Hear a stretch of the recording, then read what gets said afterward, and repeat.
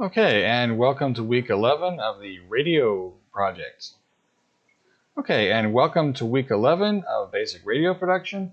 And this is my current pearl of wisdom for you to take with you in working on your radio programs. And my hope is that you'll be able to get a little bit more out of your show while you are in the process of raking in more listeners. Okay, so once again, the idea is to get as many listeners as you can. I was talking about promoting yourself on social media and, of course, other means possibly as well, using your website. But at the same time, you want to give the audience what they want, and that's one of the ways that you'll be able to keep their loyalty. So let's talk about that for a minute. And I wanted to talk about for a minute the psychology of radio programming, because there is a psychology to it. Because remember, you're talking to your listeners. Now, don't think that there's hard and fast rules here, meaning that whatever works, works. Now, people have short attention spans. I'm talking in general, meaning that if someone is listening to a show, almost anything can distract them into doing something else. A lot of people don't give anything their full attention because they simply don't have the ability to do that anymore. There's just too many other things going on. But typically, if you're going to get their attention, it's going to be because you're rewarding them in some way.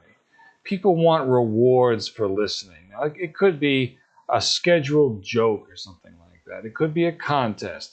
It could be some perceived award. You're going to be, a top 10 listener of the month or something like that.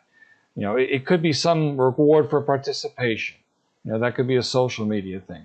But if they feel like they're acknowledged in some way, it goes a long way. People listen based on expectations. We're basically creatures of habit. And everybody has their favorite type of segment. That's one of the reasons why we want to vary them. So I'm speaking now to the people who basically are doing playlists. And I'm just telling you right now that that's not the way to do it. Meaning that, yeah, you could open your show, have a playlist that goes on for an hour, and then say bye at the end of it. But number one, that's just not all that interesting, and you're not learning much by doing that. But the other factor is that, believe it or not, if given the choice, your listening audience wouldn't enjoy that.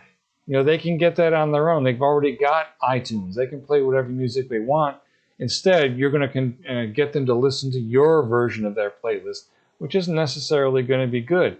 Now, the other thing is it's actually illegal in the sense that you have to have station breaks, you have to have station IDs, and also, if you don't have your sponsorship, you're not even paying for your shows. And so that doing a playlist type show isn't going to work.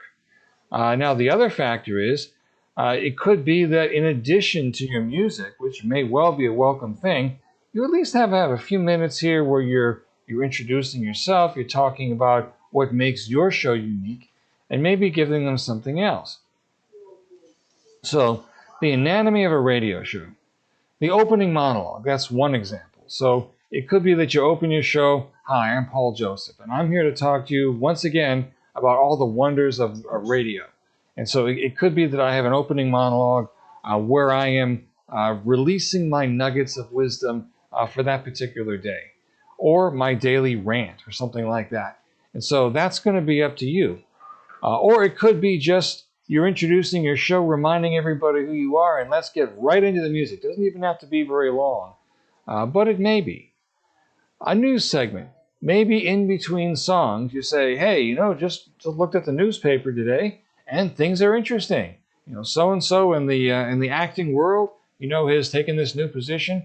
Maybe it's something that you happen to run across on the internet, your daily news feed, or something like that, and you think it's of particular interest to your listeners.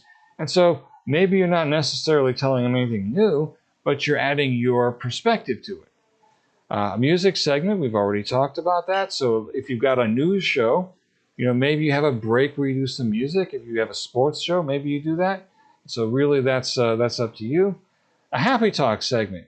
It could be that you have a co-host that just shares a laugh with you or something like that.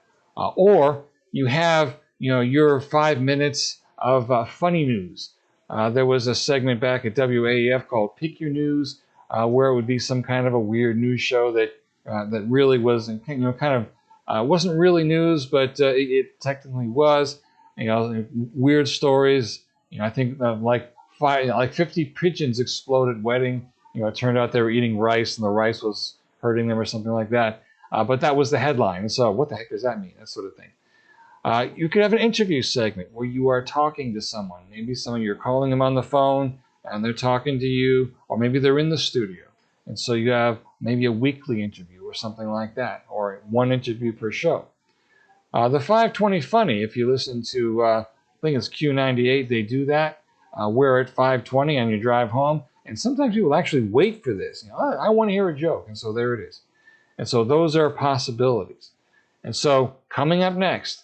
And so if you have a show, you can basically, during your opening monologue, say, and don't forget our 520 Funny. Don't forget our news segment coming up and that sort of thing. And so they have a reason not to change the channel.